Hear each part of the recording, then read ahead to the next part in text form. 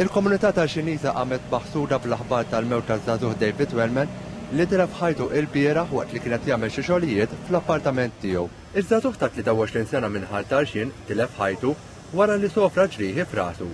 L-inċident seħħ l-ħabta tal-5 ta' filgħaxija fit-triq il-Wittja ħar Tarxin.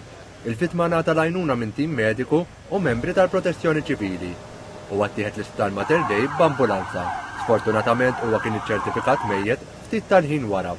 Kienu bosta li selmu l-memorja tiegħu fuq il-mezzi soċjali, fosthom l-ITS, li esprima d-dieqa tiegħu għal mewt ta' wieħed mill-ex studenti tiegħu. Għalli ma deskrivew bħala student eżemplari. Sħabu wkoll selmu l-memorja tiegħu u l-koll kelma waħda, żagħżugħ ġentlom u sinċir.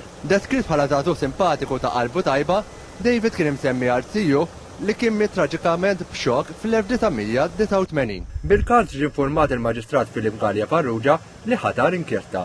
L-investigazzjonijiet tal-Pulizija għadhom għaddejjin biex tiġi stabilita id-dinamika tal-inċident.